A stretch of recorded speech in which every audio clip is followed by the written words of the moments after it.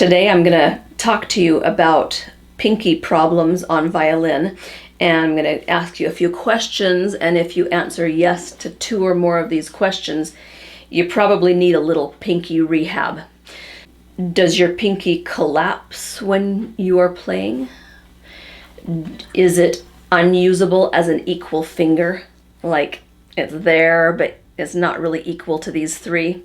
Do you choose fingerings that are going to help you to avoid using pinky?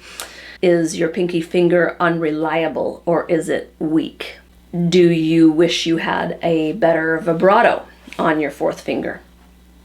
Okay, so if you answered yes to 2 or more of those questions, then this video will be applicable to you and you'll benefit from the exercises I'm going to give you. So pinky rehab, I suggest a 60-day window. And the reason I'm doing this video is because I'm doing this with a private student. And it's turning out so well that I thought, I'm going to organize this and share it with YouTube. It's quite easy to do, and I'm going to provide you with some helpful printable exercises and with the whole pinky rehab plan. This is what I'm going to discuss with you today. These are the exercises, and it should serve as a reminder of what this video talked about. What I'm going to suggest that you do is just work down the page in order. And you can plan out your pacing for how to do it in 60 days. But it's pretty much in order of difficulty and of, well, it's just kind of, this is the order I envisioned people doing it in. So first of all, it lists some tips. And I'm going to talk to you about those tips because you have to keep these tips in mind as you're doing the exercises, or they won't be effective. So first tip is to help a pinky that is challenged or weak. The key is to watch your knuckles and make sure they're slanted. Now, a lot of people, that means rotating the elbow under. And yes, rotating the elbow under will cause your knuckles to slant. But you can also do some of that slanting without really stressing out without over-rotating. I don't want you to get a sore shoulder from these exercises. So try to rotate as little as possible. When we're using pinky on the G string, of course, we're going to need to rotate our maximum. But don't stay there. Once you're done with that repeated pinky on the G string, remember to return to neutral so that you don't, develop other problems. So watch the slanted knuckles. And a lot of times people see me with a line on my knuckles because I've been teaching this. Draw a line on your knuckles for a week or maybe for all 60 days to help you remember to check that your knuckles are slanted. It puts your pinky above the fingerboard more. It keeps them in a favorable position for performing like a strong, full-sized finger. Okay, that's tip number 1. Tip number 2, avoid giving in to the tendency to play with a bow-legged pinky. And that will be assisted greatly by slanting your knuckles. Bow-legged pinky is a pinky that bows out and causes people to play on the bad side of the finger. You want pinky to play on the thumb side of the finger pad, just like everybody else. But pinky just has this weird little bow-legged thing going on, and we have to learn as violinists to overcome that by any means necessary. I've discovered that bending my wrist inwards really causes my bow-legged pinky to disappear. Bow-legged, not bow-legged. Bow-legged, not bow-legged. So do I play like this all the time? No. But when I was breaking my bow-legged pinky habit, I did. I allowed my wrist to come inwards to teach my pinky to find that inner corner. And now I just have a nice neutral wrist whenever I play. Okay, so let me talk about the last tip because this is very related. The last tip says maintain a straight wrist. That many people think that doing this helps their pinky. It does not. It makes everything worse. It makes your pinky shorter. It pulls pinky away from the fingerboard. It makes it worse. So straight wrist is great. Straight wrist is neutral. this is bad. That's not bad, and it's a means to an end. If that's what if you need to bring your wrist in to get on the inner corner of your pinky, do it for 60 days. And then you can figure out how to go back to straight wrist. It shouldn't be a big deal. Okay, tip number 3, place pinky on the inner corner. If you need to take a Sharpie and mark a dot on that inner corner, do. Tip number 4, activate your pinky from the base knuckle. In fact, activate your pinky from your forearm. So when you're lifting your pinky, a lot of students try to do this. I'm suggesting that you at least feel the pinky activating from here. Better yet, feel it in the metatarsal bones of the hand. That totally empowers your pinky. Recruiting the metatarsal bones for your pinky makes pinky a full-length finger. And it'll transform the way your pinky performs just by learning to envision that your pinky really goes clear down into here. I might also add, pinky has the benefit of the entire muscle of the heel of your hand. That assists your pinky. Pinky is not weak. He's just small. Okay, and you can also hold your forearm and feel the forearm muscles moving when you're lifting your pinky. That's kind of a nice experience. I feel it right there. You can even see it. Okay, so try to envision that when you are doing your pinky rehab. The next tip is take as much time as necessary to prepare your pinky and place it properly. If that means you have to stop for 3 seconds before you play your pinky note, do it for 60 days. There's no rush. It's more important that we train and do hundreds and thousands of reps properly instead of rushing and training it to do it improperly. Okay. Next tip is if necessary, if bending your wrist in isn't enough to fix the bow-legged pinky, these tips are kind of out of order, I'm sorry. If this isn't enough to get your pinky on its good corner, then you can aim a little bit sharp and drag the finger down. Aim sharp and drag down. That's less desirable and less efficient, because then you really are going to be slow getting your pinky notes played. But I've used that, and other students have too, and you only need it for a little while before it starts to bear fruit and you stop needing to do that. So that's just one more arrow in your quiver for troubleshooting your pinky. So you're using the friction to correct a bow-legged pinky. I already talked about this. Rotating your arm under the violin for the G string, but unrotate when you get to the E string. Remember, or when you're no longer needing your pinky, return to neutral. Okay, so that's it for the tips. Now we get to discuss the exercises. The first exercise uses what's called tetrachords, which is just recurring 4-note pattern. And there's 4 basic tetrachords. They're the only ones I use for basic exercises like this. There are other tetrachords which you can discover on your own. The first tetrachord we ever learn with when we play Twinkle Twinkle Little Star and Go Tell Aunt Rhody is the half step between 2 and 3. So we'd play an open string.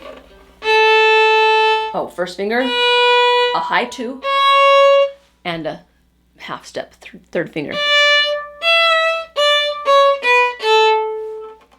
Okay, so that's the first one. The second one is where we learn to do a low 2. So there's a half step between 1 and 2 now.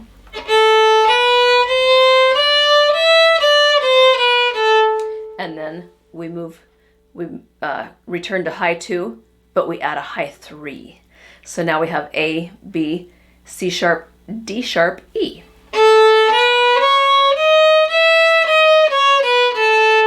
And it's really odd sounding. That's okay. We're doing a half step exercise. It's not supposed to be a melody. Okay?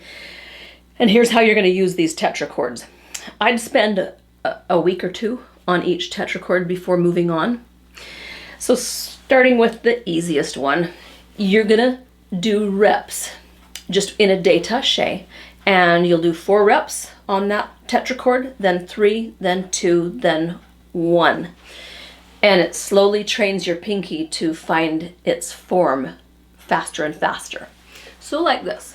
1, 2, 3, 4, 1, 2, 3, 4. And take the time you need to get pinky situated. And do that for several times. Look at the slant of my knuckles.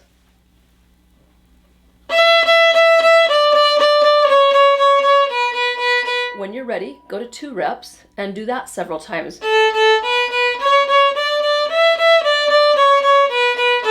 I skipped 3 reps.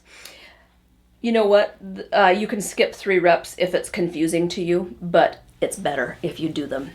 It's hard because 3 reps isn't as mathematically, it's not divisible into 4, whereas 2 and 1 are divisible into 4, so it's easier for ratios.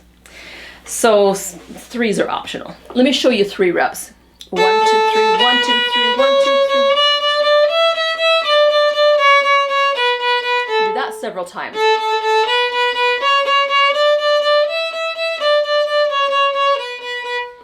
The idea is to keep your bow going the same speed. So whether you're thinking 1, 2, 3, 4, 1, 2, 3, 4, 1, 2, 3, 4, or 1, 2, 3, 1, 2, 3, 1, 2, 3, 1, 2, 3, or 1, 2, 1, 2, 1, 2, 1, 2, 1, 2, or 1, 1, 1, 1, 1, 1, 1, 1, 1. It's all the same speed, which means your hand is going incrementally faster. Okay, so let me go from 4s one more time. 1, 2, watch my bow speed. My bow changes. They'll be robotic. They will not change in their speed.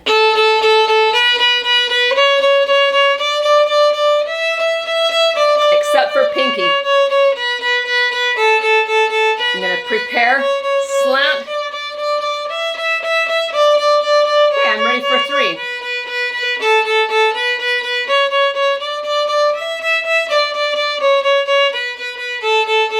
Prepare.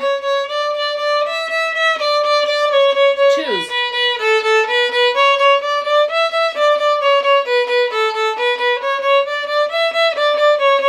Singles. If you need to, you can stretch those singles a little bit until you get really good at it. You're the boss. No one's telling you you have to keep going the same speed. You want to go the same speed, but you might have to slow down initially. Okay? So that's tetrachords using détaché in 4 reps, 3 reps, 2 reps, and 1 rep. Next is tetrachords using compressions, and that's the name I've given to when we slur more and more notes into one bow. So first we start, envision it like a whole note, like 1, 2, 3, 4. 1, 2, 3, 4. 4. And focus on perfect form. Prepare that pinky. Now, double your speed and play 2 half notes on each bow. Excuse me. Half note, half note, half note, half note, half note. Prepare the pinky really well.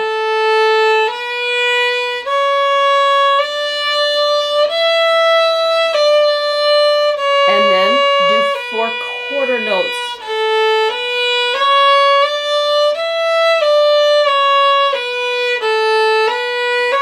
Prepare, slant those knuckles, straight wrist. And you can even go to 8.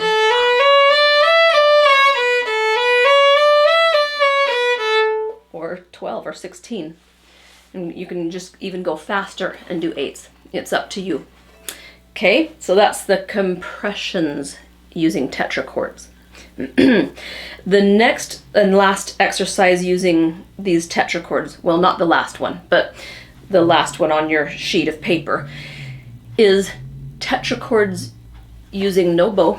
You're going to use silent finger striking, or pings, or what mandolin players call, or banjo players call, hammer-ons and pull-offs.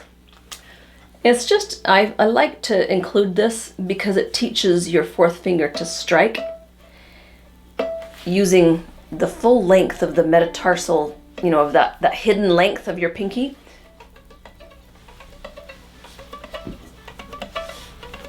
You hear that?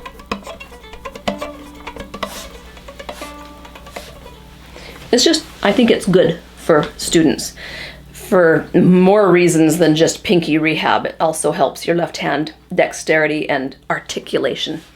So that's a simple one. Okay, do it on all 4 strings. Don't neglect any strings. Do all of the different tetrachords, because you'll find that on the half steps, it's easy to mumble. It's really hard to get to hear the half step. It's just less, I don't know, the string changes less on a half step, and so it gets muddled. So it's very good for you to be able to bring out every note, even the half step. Okay, enough on that. So the next exercise on your 60-day pinky rehab is called the 3 stooges pinky builders. I added the pinky builders to the title.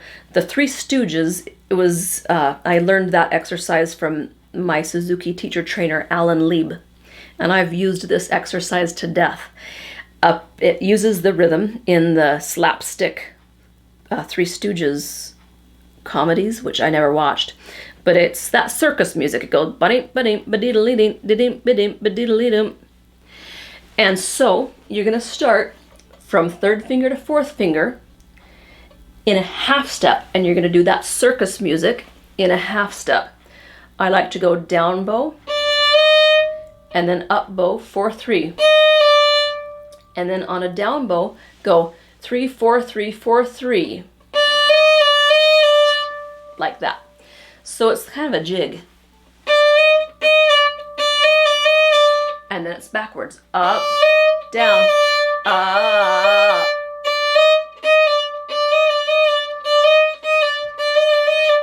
Remember to utilize not this knuckle of your pinky, but clear into the metatarsals and the forearm. Okay, once you get good at half steps, I'd do it on all 4 strings. Then do it with a whole step. I'll do the D string this time.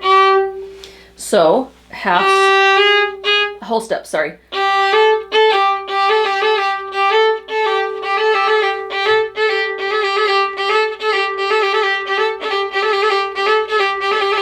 Eventually, you'll just have a nice pinky trill.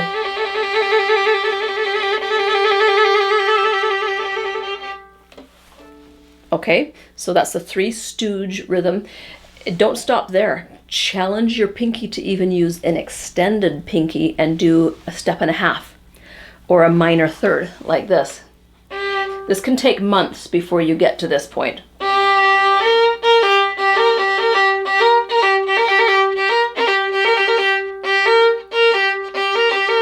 Whole step, half step. So I'd go ahead and take 2 or 3 weeks on the half step, 2 or 3 weeks on the whole step, and the step and a half is optional. That's just if you have the flexibility and the range and the desire to do it, then it just expands your technique a little bit. That's the 3 stooges. Next, we talk about pinky vibrato. We want our pinky vibrato to sound exactly like the other fingers. We don't want it to sound skinny like a runt. And so we emulate. We teach pinky through emulation. So let me just emphasize, what has to happen with pinky vibrato is the same with all the other fingers. we have to roll the finger on its pad. And there is no pad. Pinky is bony. So is index finger. That's one of the reasons these two are the hardest fingers for vibrato. One of the many reasons, aside from being on the least balanced portion of the hand. So train your pinky to bend and unbend from that first digit, first joint. But then when you get into full-blown pinky vibrato mode, I'm almost positive it was Pinky Zuckerman I heard on some video or through folklore, like when violinists tell each other stories of what other violinists said. That's more likely where I heard this.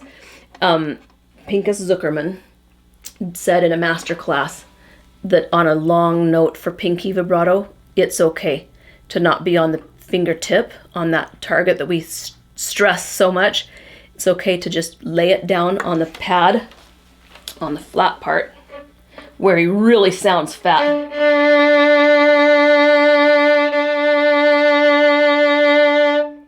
I mean, I can do it this way too. It's a little bit uncomfortable because it's so bony, and it just feels nicer and more reliable to do it on the pad. So there's that little cheat. Put that in your back pocket, but also develop an actual pinky vibrato the same as everybody else. And that's what you're going to use on these exercises. First, we're going to do tetrachords. Picture 2 reps of half notes, like this. Half note, half note, half note. And do a fat, lush vibrato. And then try to match it.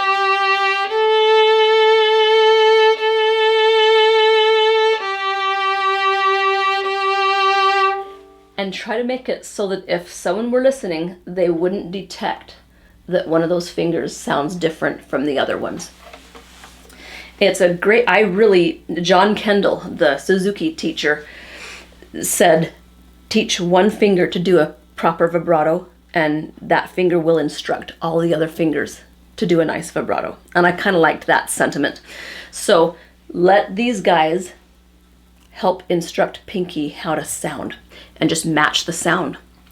Okay, the next exercise is tetrachords using 2 reps, but you're gonna do staccato vibrato, what I call the stinger vibrato. And this really helps in fast playing. When you wanna get a little vibrato zinger in, this will develop that. So, 2 stingers.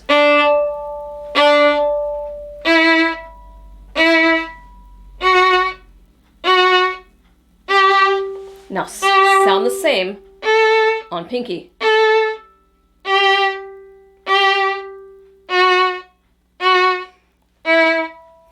Etc. Okay? And then I also just threw in these last 2 as an afterthought. So I think the first 2 are the most important. But then I went ahead and added do tetrachord reps in 4 reps, 3 reps, 2 reps, and 1 rep. Just like we discussed at the beginning of this. So 1, 2, 3, 4.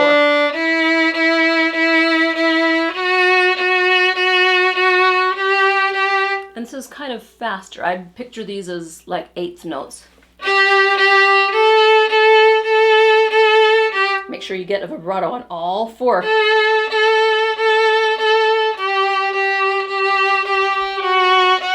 Now here comes 3 reps. 1, 2, 3, 1,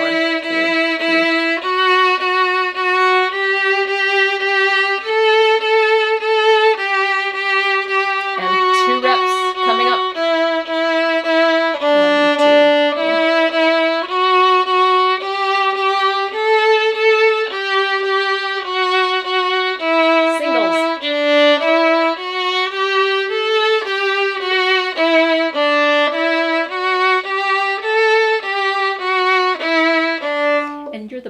On how fast your bow changes go. You're totally the boss. It's good to experiment with faster and slower. I'm not going to dictate that to you. Okay? The last one for vibrato is tetrachord compressions. So you're going to do a whole note, then a half note, then 2 half notes, then 4 quarter notes, like this. 2, 3, 4. 1,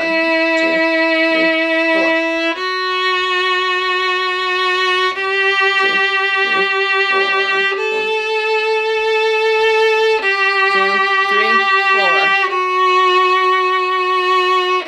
Now half notes. 1, 2, 1, 2, 1, 2.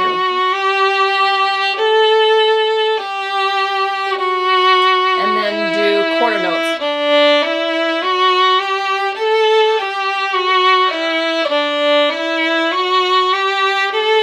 You can even do eighth notes.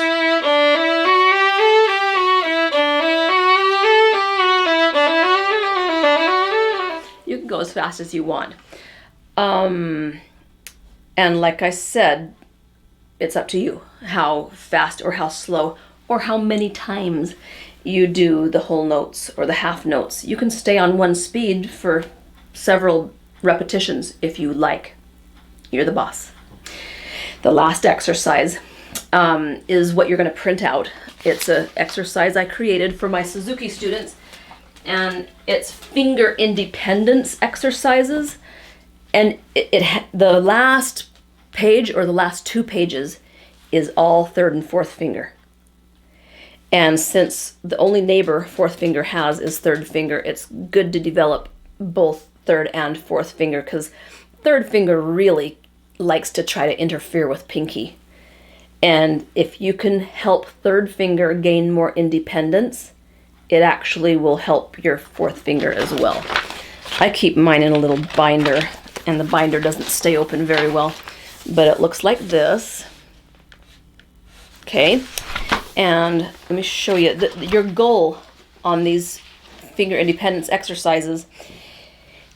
They're not hard at all. They're really easy. What's hard is to do it well. So you want to maintain perfect left hand form with your slanted knuckles.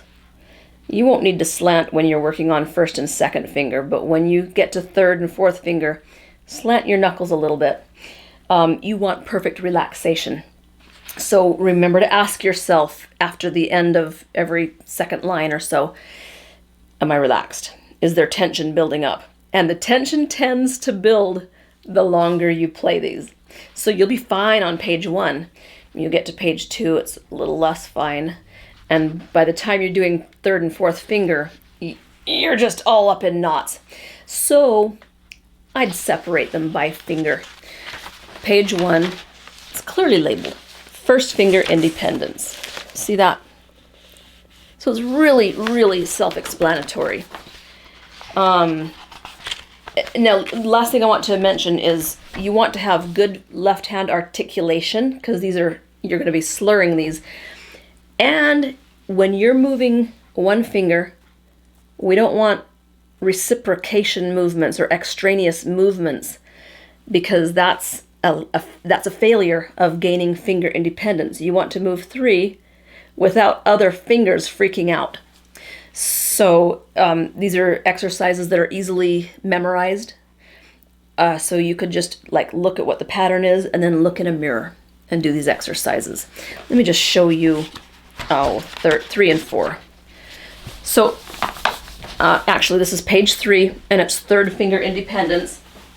And the instructions say to do it first in détaché, like this.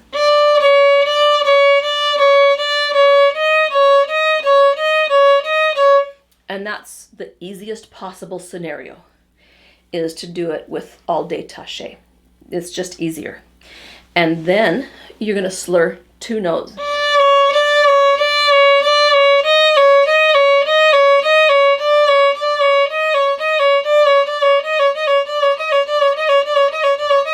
So first you do the pair of fingers 4 times. 1, 2, 3, 4. And then you do a high 3 4 times. 1, 2, 3, 4. Then you're going to do each pattern only 2 times. This is an example of my old reps or compressions, however you want to think of it. 1, 2, 1, 2, 1, 2. Now singles. 1, 1, 1, 1, 1, 1.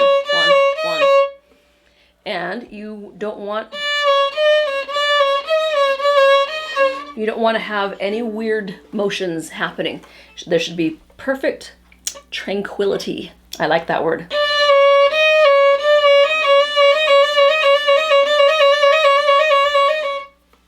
And no squeezing.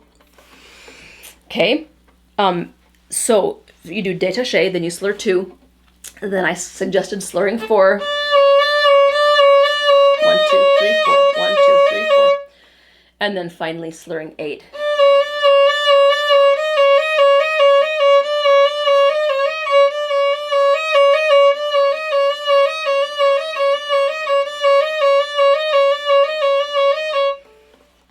Okay, now if that's overkill for you, then just choose what you want to slur and leave out the rest. You are the boss. Okay, and then page 4 is all 4th finger independence. And that's all. That was a long lesson. And if you're still watching this lesson, then I'm putting my money on you that you're going to succeed, because watching this whole thing took dedication, and I wish you the best of luck. And I'll see you in the next video.